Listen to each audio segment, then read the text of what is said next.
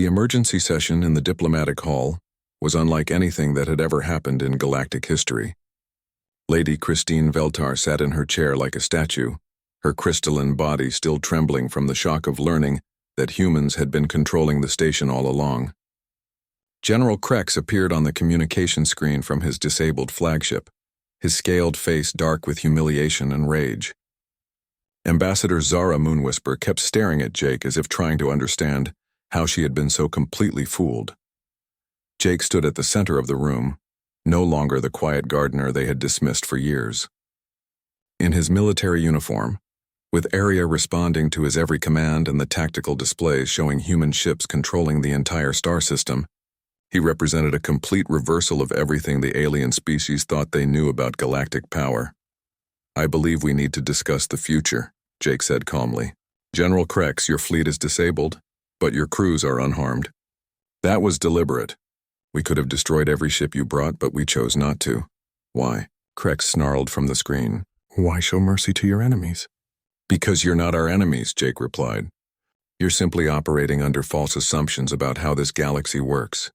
The Drakmor Empire has spent centuries conquering worlds because you believe that military force is the only way to gain power.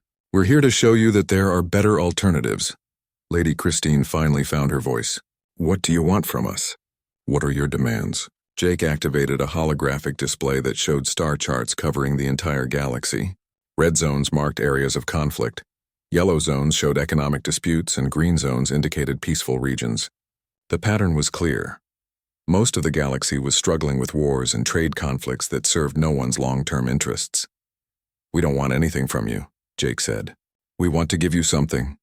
The opportunity to build a better future for all our species." Ambassador Zara leaned forward in her chair. "I don't understand. If humans possess this level of technology and military power, why reveal it now? Why not use it to conquer the galaxy yourselves?" "Because conquest was never our goal," Jake explained.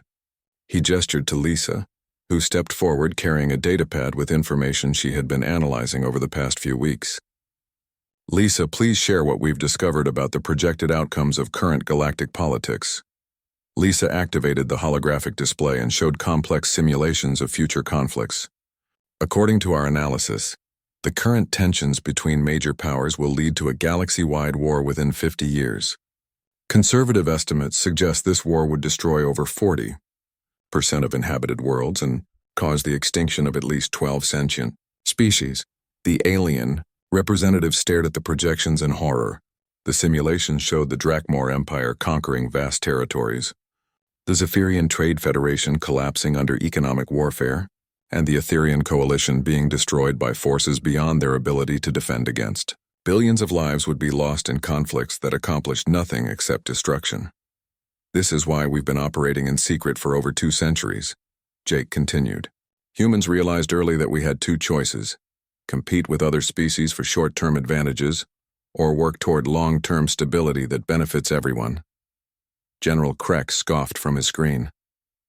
"You expect us to believe that humans spent centuries developing superior technology just to help other species? That's not how power works. That's exactly how power works when you think in generations instead of years," Jake replied. "General, your empire controls 17 star systems. In our projections, aggressive expansion will give you control of perhaps 50 systems before the inevitable collapse. But cooperation could give your people access to hundreds of systems without the cost of endless wars." He changed the display to show alternative futures where the major powers worked together instead of fighting. Trade routes that benefited everyone, colonies that shared resources and knowledge, military alliances that focused on exploration instead of conquest. The differences were striking. Lady Christine studied the projections carefully. These cooperative scenarios assume that humans would share their advanced technology. "Why would you do that?" "Because we've learned something that apparently escaped the other species," Jake said.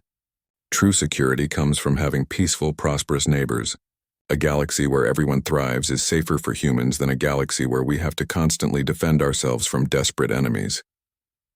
Ambassador Zara nodded slowly. "This is why you allowed us to use facilities like this station. You were observing our behavior and guiding us toward better decisions." "Correct," Jake confirmed. "Every diplomatic meeting you've held here, Every trade negotiation, every military discussion has been carefully analyzed. When possible, we've influenced events subtly to prevent conflicts before they could escalate. Lisa activated another display showing the network of human facilities throughout the galaxy. The long game includes over 200 stations like this one, plus thousands of human operatives working in positions where they can monitor and influence major decisions. We've prevented 17 wars, stopped 6 genocide attempts, and guided the development of peaceful trade relationships across dozens of star systems. The scope of human involvement was staggering. Every major political event of the past 50 years had been influenced by humans working behind the scenes. Assassinations prevented, economic crises avoided, diplomatic breakthroughs carefully orchestrated. The alien species had been living in a galaxy shaped by human planning without ever knowing it. General Krex was quiet for several minutes, studying the data. Finally, he spoke in a voice much calmer than before. What happens to my fleet? What happens to the Drakmor Empire? That depends on what you choose, Jake replied. You can continue trying to build an empire through conquest, knowing that we will oppose you at every step. Or you can work with us to build something better. Jake showed him projections of what Drakmor society could become, with access to human technology and peaceful trade relationships, advanced medicine that could extend Drakmor lifespans, manufacturing techniques that could make their worlds more comfortable, space exploration projects that could give them access to resources beyond anything they could gain through conquest. Your people are warriors, Jake acknowledged. We're not asking you to change that. But there are many things worth fighting for besides territory. Disease, poverty, ignorance, natural disasters. Imagine if Drakmor military discipline was focused on fighting those enemies instead of other sentient species. Lady Christine was examining the economic projections with growing interest. The trade relationships you're proposing would make the Zephyrian Federation far more profitable than our current monopolistic practices. Monopolies are inherently unstable, Lisa explained. You spend enormous resources trying to maintain control, and you're constantly threatened by competitors who want to break your dominance. Cooperative trade networks are more resilient and generate more wealth for everyone involved. Ambassador Zara was the first to speak. The Etherian Coalition accepts your proposal. We've always believed in peaceful cooperation. Having human support would allow us to pursue our ideals more effectively. Lady Christine took longer to consider, but finally nodded. The Zephyrian Trade Federation agrees to explore these new arrangements. The profit projections are too compelling to ignore. All eyes turned to General Krex on the communication screen. He was quiet for a long time, clearly struggling with the decision. Finally, he spoke. The Drakmor Empire will need time to consider this offer, but I will take your proposals to the High Command. Jake smiled. That's all we ask, General. Take all the time you need. We've been patient for 2 centuries. We can wait a little longer. Over the following weeks, word of the revelation spread throughout the galaxy. The news that humans possessed advanced technology and had been secretly influencing galactic politics created shockwaves that reached every civilized world. Some species were angry at being deceived. Others were grateful for the human interventions that had prevented disasters they never knew were coming. Lisa found herself working closely with Jake to manage the transition. Her background in xenobiology made her valuable in explaining human capabilities to alien scientists. She also discovered that she had a talent for the careful, patient work that the long game required. Do you think it will work? She asked Jake one evening as they walked through the gardens. The plants around them were thriving under his care, alien species from across the galaxy growing together in harmony. Some species will accept our help, Jake replied. Others will resist. But we've shifted the balance of power in the galaxy. Wars that seemed inevitable are now preventable. That's worth the risk of revealing ourselves. He stopped beside the hybrid tree that combined genetic material from all the major alien species. Its branches were heavy with fruit that contained nutrients beneficial to every known form of life. It was a living symbol of what cooperation could accomplish. The garden is still growing, Jake said quietly, and now we have more gardeners to help tend it. Lisa looked around at the impossible collection of plants that flourished under Jake's care. Species that should have been incompatible were thriving together.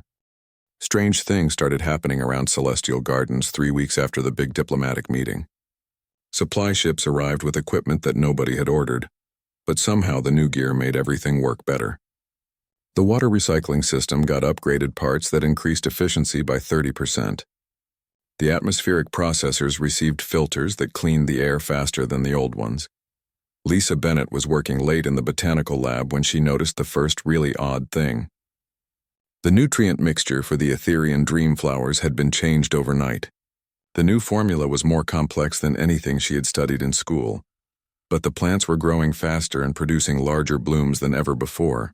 When she checked the computer records, there was no record of who had authorized the change. Area, who modified the nutrient formula for Section 12? She asked the station's artificial intelligence. I am sorry, but I do not have that information in my accessible files, Arya replied in her usual polite voice. Lisa frowned. Arya was supposed to track every change made to the botanical systems. The AI managed everything from lighting schedules to temperature controls. How could such an important change happen without being recorded? The next morning, Jake arrived early as always to tend the gardens. Lisa watched him work from across the lab. He moved through the plants with incredible skill, knowing exactly what each species needed without checking any charts or manuals. She had seen him identify rare plant diseases just by looking at a single leaf. His knowledge went far beyond what any normal gardener should know. Jake, she called out as he walked past her workstation. Do you know anything about the nutrient changes in Section 12? Jake paused and looked at the thriving dream flowers. Sometimes plants tell you what they need if you listen carefully enough, he said with a slight smile. Maybe Arya is learning to listen too. Before Lisa could ask what he meant, an alarm started blaring throughout the station. Emergency lights flashed red in the corridors. Jake's expression immediately became serious as he listened to the announcement. All diplomatic personnel report to secure areas immediately, came the voice over the communication system. Unknown vessels are approaching the station. Through the large windows of the botanical section, Lisa could see dark shapes moving against the stars. Trackmore warships, their hulls covered in weapon ports and armor plating. At least a dozen of them were heading straight toward Celestial Gardens. The diplomatic talks had clearly broken down. Jake moved quickly toward a wall panel that Lisa had never noticed before. He placed his palm against it and spoke in a low voice. Area defensive status. All systems ready, Administrator, came the immediate reply. Lisa stared at Jake in shock. Administrator? Area had never called him that before. And how did he have access to defensive systems that the station's official security chief did not even know about? The Drakmor ships came closer, their weapons charging with a bright blue glow. General Krex's voice boomed across all communication channels. Surrender the station immediately or we will take it by force. This facility has strategic value that the Empire requires. Jake touched another control panel. Suddenly, the lights throughout Celestial Gardens shifted to a deep blue color. Energy barriers that nobody knew existed appeared around the station. The Drakmor weapons fired, sending streams of plasma toward the habitat. The energy barriers absorbed every shot without even flickering. Impossible, General Krex's voice came over the radio. This is supposed to be a civilian facility. Where are these defensive systems coming from? Lady Christine Veltar was in the main diplomatic hall, her crystalline body shaking with fear. We were told this was just a simple retreat center.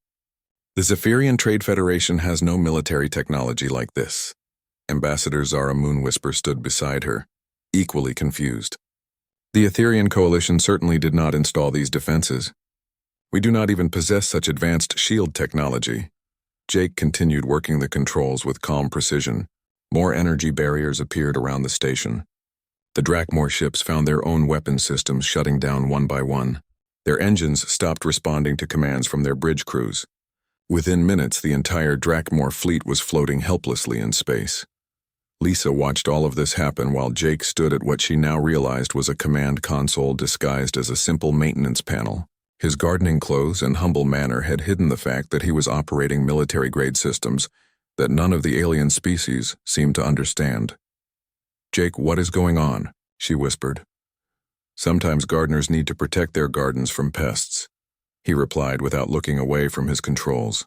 Area status of the Drakmor vessels? All ships have been safely disabled without casualties, the AI reported. Their weapons are offline and their engines are non-functional, but life support systems remain active. General Krex's voice came over the radio again, filled with rage and confusion. What kind of technology is this? Which species is responsible for these defenses? Jake activated the external communication system. When he spoke, his voice was calm and polite. "General Krex, this is Celestial Gardens. Your ships entered our space without permission and threatened civilian personnel. Please withdraw your vessels immediately." "Who is this?" Krex demanded.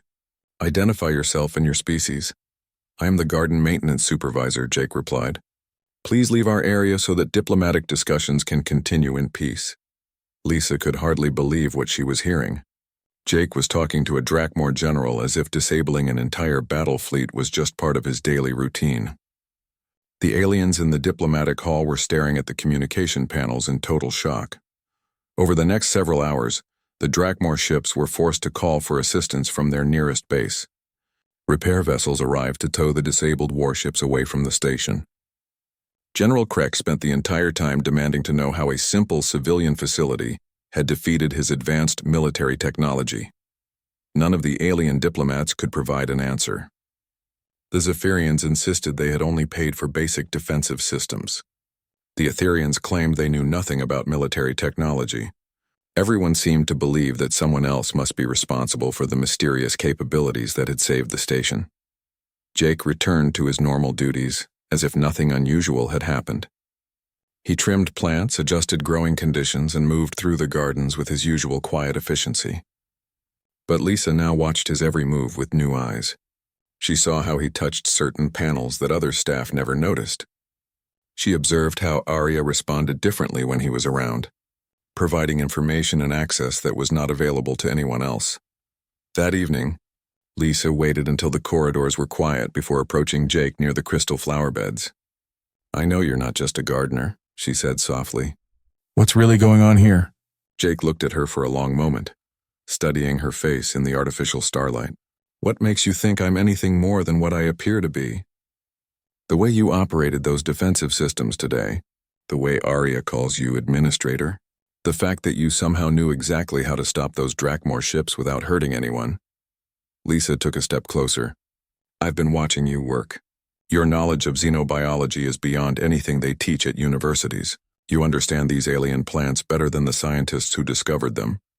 Jake was quiet for several minutes, carefully examining a singing crystal flower that had been damaged during the attack. "Tell me, Lisa," he finally said. "What do you think would happen if the galaxy knew that humans possessed advanced technology? What would the Drakmor Empire do? What would the Zephyrian Trade Federation decide about our colonies?" Lisa thought about the conversations she had overheard from the alien diplomats. Their constant talk about keeping humans in their proper place. Their belief that humanity was useful only for manual labor and simple tasks. They would see us as a threat, she realized. "Exactly," Jake said. "Sometimes it's better to let people think you're harmless while you work to keep everyone safe." He finished his examination of the damaged flower and gently adjusted its nutrient feed. "Gardens require patience, Lisa. The most important growth happens slowly where others cannot see it." 2 months after Lisa learned the truth about Jake and the long game, the crisis everyone had been expecting finally arrived. The Drakmor Empire had grown tired of diplomatic negotiations and decided to take what they wanted by force. A massive battle fleet appeared at the edge of the system, led by General Krex himself aboard his flagship destroyer of worlds. This time, there were no warnings or demands for surrender. The Drakmor ships simply moved toward Celestial Gardens with their weapons already charging.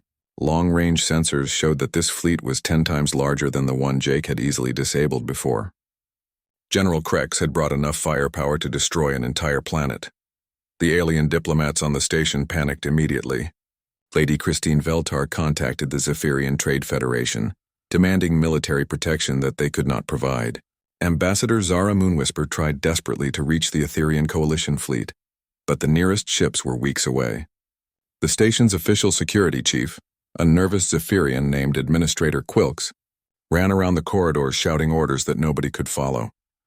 Jake watched all of this chaos from the botanical gardens, where he continued calmly tending his plants. Lisa found him there, working with the hybrid specimens as if nothing unusual was happening. The artificial gravity generators were humming more loudly than usual, and she could feel a vibration through the floor that suggested the station's hidden systems were powering up. "The whole diplomatic section is going crazy," she told him. "They're talking about evacuating the station." That won't be necessary, Jake replied without looking up from the crystalline plant he was examining. Arya, please give me a tactical overview. The AI's voice came from speakers hidden throughout the garden. General Krex has brought 47 ships, including 12 heavy destroyers and a battleship-class vessel. They will be in weapons range in approximately 30 minutes. Lisa felt her stomach drop. Jake, that's a huge fleet. How can we possibly stop that many ships? Jake finally looked at her with a slight smile. Lisa, do you remember what I told you about patience? Sometimes gardeners have to deal with very large pest problems. He led her to a wall panel that had been disguised as a decorative plant display. When he activated it, the entire wall became a massive tactical display showing the approaching Drakmor fleet. The ships were arranged in a classic attack formation, with the battleship at the center protected by layers of smaller vessels. Arya, implement Protocol 7, Jake said calmly. Confirming Protocol 7 authorization, the AI replied. All long-game assets in this sector are now under your direct command. The tactical display changed dramatically. Dozens of new contact points appeared throughout the star system. What had looked like civilian cargo ships, mining platforms, and communication relays suddenly revealed themselves as disguised human military vessels. The Drakmor fleet found itself completely surrounded by forces they had never known existed. General Krex's voice boomed over the communication channels. What is this? Where did these ships come from? Jake activated the external communication system. When he spoke, his voice was no longer that of a humble gardener. This was Commander Jacob Morrison of Earth's Strategic Defense Force. General Krex, you are ordered to withdraw your forces immediately. You are outnumbered and outgunned. Impossible, Krex roared. These are human ships. Humans don't have military technology capable of threatening the Drakmor Empire. You are mistaken, Jake replied. Humans have been developing advanced military systems for over 2 centuries. We simply chose not to advertise our capabilities. The hidden human ships began demonstrating those capabilities. Energy weapons that cut through Drakmor shields like paper, defensive systems that made their hulls nearly invulnerable, engines that allowed them to move faster than anything in the Drakmor fleet. Within minutes it became clear that the human vessels were not just superior in number, but vastly superior in technology. In the main diplomatic hall, the alien representatives watched in stunned silence as the tactical displays showed their entire understanding of galactic military power being turned upside down. Lady Christine Veltar's crystalline body was shaking so hard that she could barely stand. Ambassador Zara Moonwhisper stared at the screens with her large dark eyes wide with shock. How is this possible? Christine whispered. Humans are supposed to be primitive. They're supposed to be good only for manual labor and simple technical work. Jake's image appeared on the diplomatic hall's main screen. He was no longer wearing his gardening clothes. Instead, he wore the crisp uniform of a human military officer, complete with insignia that marked him as a senior commander. The transformation was so complete that several of the aliens did not even recognize him at first. Ladies and gentlemen, he said formally, allow me to introduce myself properly. I am Commander Jacob Morrison of Earth's Strategic Defense Force. For the past 15 years, I have been the administrator and commanding officer of this facility. The silence in the diplomatic hall was absolute.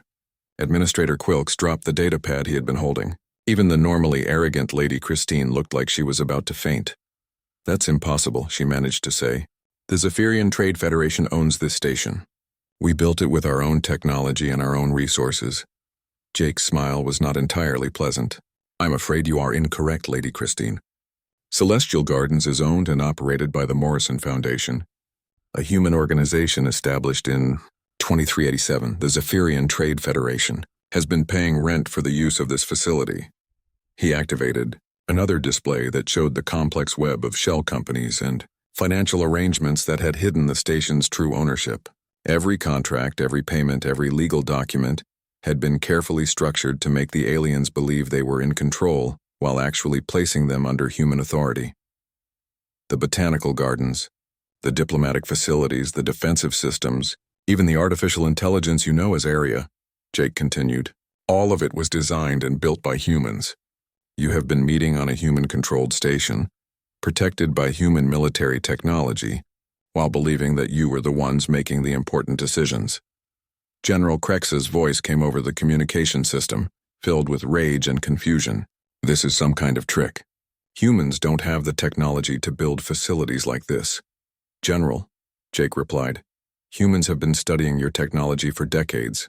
Every ship you've ever built, every weapon you've ever designed, every tactical doctrine you've ever developed.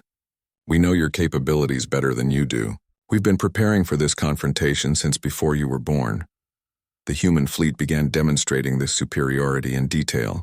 Drakmor weapon systems shut down one by one as human ships targeted their vulnerabilities with surgical precision. Shield generators failed as humans exploited flaws that the Drakmor had never known existed. Engine systems stopped responding as human electronic warfare specialists took control of Drakmor computers from impossible distances. You see, General, Jake explained as the Drakmor fleet became increasingly helpless, humans have been playing a different game entirely. While you focused on building bigger guns and stronger armor, we focused on understanding your psychology, your technology, and your weaknesses. We've been patient, careful, and thorough.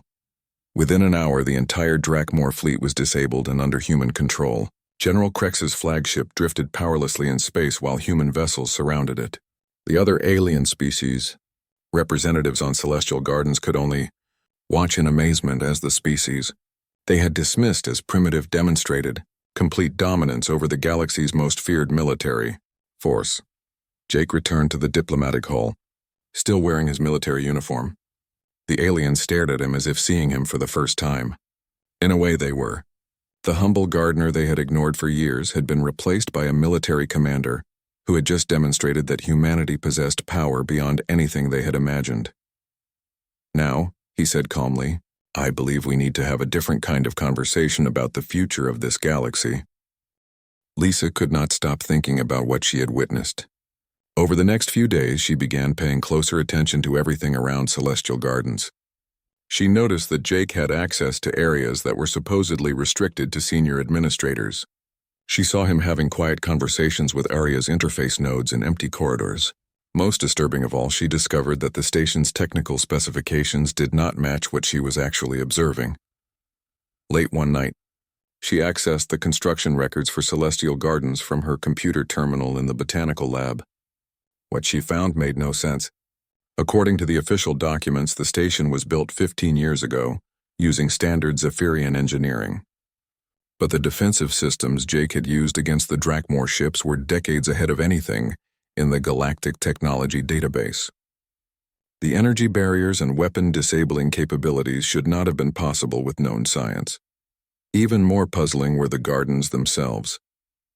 Lisa had been studying the hybrid plants that Jake cultivated in the restricted growing areas. These were not simple crossbreeds between known species. They were entirely new forms of life that combined genetic material in ways that should have been impossible. Some of the plants seemed to exist in multiple dimensions at once. Others produced fruits that contained nutrients not found anywhere in nature. She decided to confront Jake directly. The next morning, she found him in the deep botanical section where he grew his most unusual specimens. He was tending a tree that seemed to be made of living metal, its branches conducting electricity between crystalline leaves. Jake, I need to know the truth, she said. I've been looking at the construction records and the plant genetics. None of this should exist. These hybrid species you're growing violate everything I learned about xenobiology. Jake continued his work without looking at her. What truth are you looking for, Lisa? The truth about who you really are. The truth about this station. The truth about how humans fit into all of this. She moved closer to him. I know you're not just a gardener. Yesterday I watched you analyze soil samples using equipment that doesn't officially exist here. Aria treats you like you're in command of the entire facility. Jake finally stopped working and turned to face her. For the first time since she had known him, his expression was completely serious. If I tell you the truth, your life will change forever. You'll become part of something much larger and more dangerous than anything you can imagine. Are you certain you want that burden? Lisa thought about the alien diplomats in their expensive clothes, talking about humans like they were useful animals. She remembered General Krex's surprise when his advanced warships were disabled by technology he could not understand. Yes, she said. I want to know. Jake led her deeper into the station than she had ever been before. They passed through corridors that were not on any of the official maps. The walls here were made of materials she did not recognize, and the lighting came from sources that seemed built into the structure itself. Finally, they reached a large room filled with computer systems and monitoring equipment that looked nothing like standard galactic technology. "My name is Commander Jacob Morrison," Jake said as they entered the room. 25 years ago, I was one of the senior officers in Earth's Strategic Defense Force. I volunteered for a classified mission called The Long Game. Lisa stared at him in shock. The Jake Morrison she knew was a quiet gardener who spoke softly and avoided conflict. The man standing before her now carried himself like a military officer and spoke with the confidence of someone accustomed to command. The Long Game was based on a simple observation, Jake continued. Every alien species in the galaxy underestimates humanity because we appear primitive compared to their advanced technology. They see us as useful for manual labor and basic technical work, but they never suspect we might be capable of more. He activated a large display screen that showed a map of the galaxy. Hundreds of small dots were scattered across different star systems. Each of these dots represents a facility like celestial gardens, places where humans work in humble positions while secretly observing and influencing galactic politics. The aliens who use these facilities never realize they are being studied. Lisa walked closer to the display. "How many people are involved in this?" "Thousands," Jake replied. "Gardeners, maintenance workers, clerks, translators. People in positions that make them invisible to the alien leadership. We've been building the most complete intelligence network in galactic history, and nobody suspects we exist." He showed her recordings of conversations between alien diplomats on dozens of different stations. Military plans, economic strategies, technological secrets. All of it collected by humans who were dismissed as simple workers. "But why?" Lisa asked.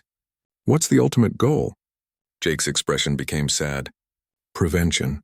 The galaxy is heading toward a war that will destroy billions of lives. The Drakmor Empire wants to conquer everything. The Zephyrian Trade Federation is strangling entire worlds with economic blockades.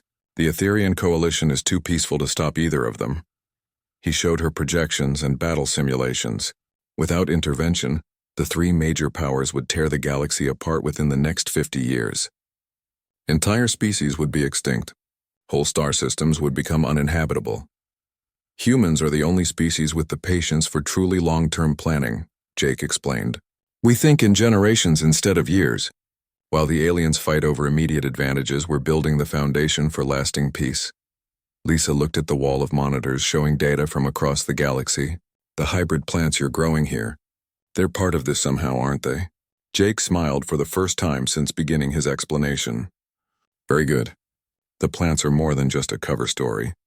They're living computers, biological systems that can process and store information in ways that electronic systems cannot.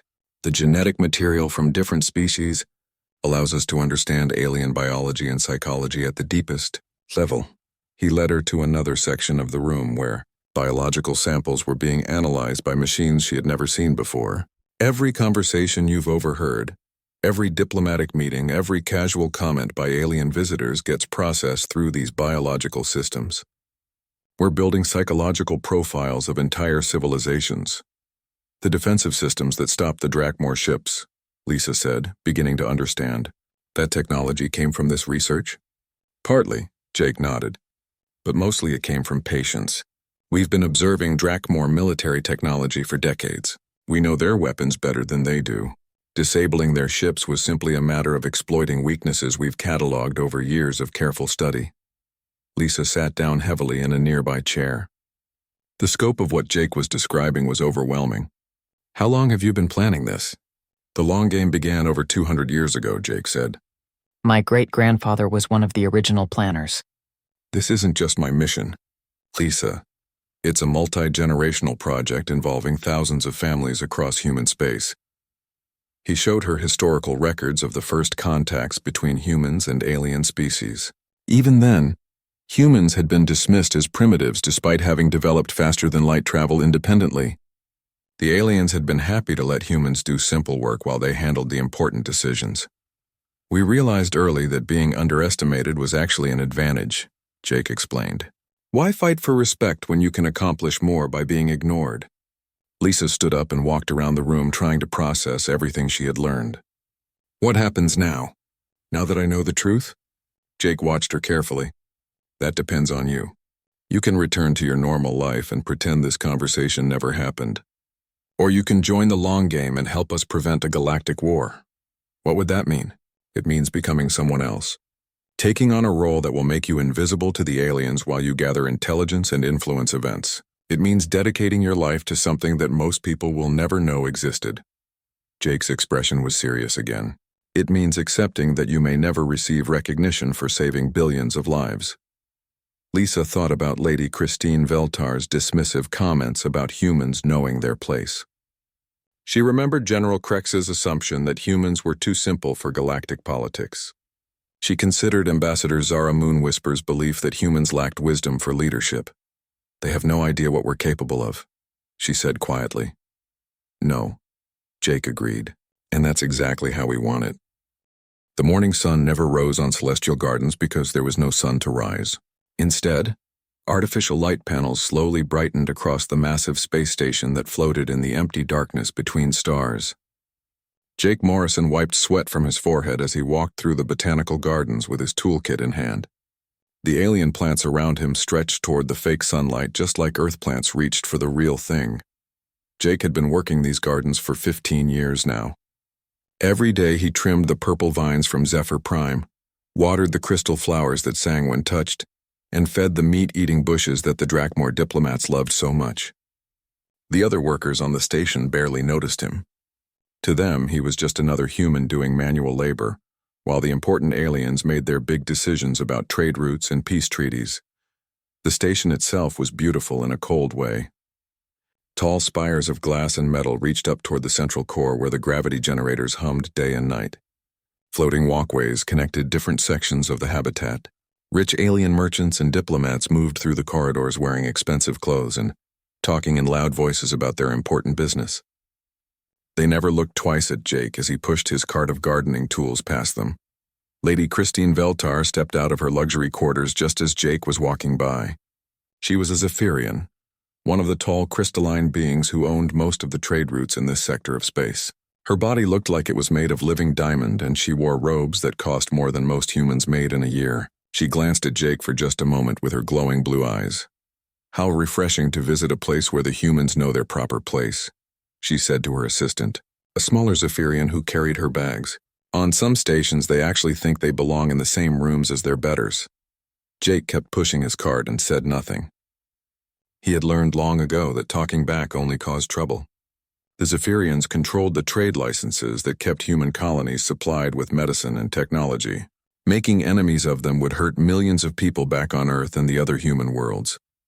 The main diplomatic hall was buzzing with activity when Jake arrived to tend the decorative plants there. 3 different alien species had sent representatives for some kind of big meeting. The Zephyrians wanted exclusive trading rights through this part of space. The Drakmor Empire was pushing for permission to build a military base on a nearby asteroid. The peaceful Etherian coalition was trying to keep everyone from starting another war.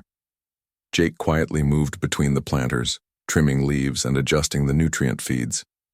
The aliens talked as if he was not even there. He learned that the Drakmor had moved a battle fleet to just outside the system. The Zephyrians were threatening to cut off trade to any world that sided against them. The Etherians were worried that fighting might spread to their colonies. The problem with humans, said General Krex of the Drakmor Empire, his scales rattling as he gestured with his clawed hands, is that they think they understand galactic politics. They should stick to farming and building things while we handle the important decisions. Ambassador Zara Moonwhisper of the Etherian Coalition nodded her graceful head. Her people looked almost like humans except for their silver skin and large dark eyes. Humans serve a valuable role as workers and technicians, she agreed. But they lack the wisdom for true leadership. That is why places like this exist, where the adult species can meet without their interference. Jake finished his work on the plants and moved toward the door. As he walked past a wall panel, he quietly touched a small sensor with his finger. The panel flashed green for just a moment before going dark again. None of the aliens noticed. They were too busy arguing about shipping routes and military positions. In the staff quarters that evening, Jake sat with the other human workers in their small cafeteria. Most of them were young people working as translators, clerks, and maintenance staff. They treated Jake with polite respect, but clearly saw him as just an older guy who worked with plants. He listened to them complain about how the aliens treated them and nodded in the right places. "It's not fair," said Lisa Bennett, a young woman who had just started working in the botanical lab. "I have 3 degrees in xenobiology, but they act like I'm some kind of servant. That Zephyrian scientist today actually asked me to bring him coffee instead of discussing my research." "The aliens will never see us as equals," added Peter Collins, who worked in communications. "To them, we're just useful animals that can operate their machines and grow their food." Jake finished his simple dinner and excused himself. He walked through the quiet corridors toward the restricted section of the station. His keycard opened doors that were supposed to be off-limits to regular staff. The security system recognized him and let him pass without question. Deep in the core of the station, Jake stood before a large computer interface. "Good evening, Administrator," said a pleasant female voice from hidden speakers. "Hello, Arya," Jake replied quietly. "Status report." "All monitoring systems are functioning normally," the artificial intelligence responded. "Today's diplomatic discussions have been recorded and analyzed. The Drakmor fleet movement suggests they are preparing for aggressive action if negotiations fail." Jake nodded as he looked at the data scrolling across multiple screens. "What about the Zephyrian trade embargo threat?" "Economic analysis indicates they are bluffing," Arya said. "Their profit margins depend too heavily on human colony purchases. However, the Drakmor military buildup is genuine. General Krex has authorization to use force if necessary." "Keep monitoring," Jake said. "Alert me if any ships move closer to the station." He walked back through the corridors toward his small quarters near the gardens. Tomorrow would be another day of trimming plants and listening to aliens discuss how inferior humans were. They had no idea that every word they spoke was being recorded and analyzed. They could not imagine that the simple gardener they ignored was collecting intelligence on their military capabilities, their economic weaknesses, and their political plans. Jake looked out through a porthole at the stars scattered across the darkness. Somewhere out there, other humans like him were working on other stations in other gardens doing jobs that made them invisible to the aliens who thought they ruled the galaxy. The game they were playing was much longer and more complex than any of the alien species could understand. He smiled slightly as he prepared for sleep. Let them think humans were simple workers. Let them believe they were the ones in control. The truth would become clear when the time was right.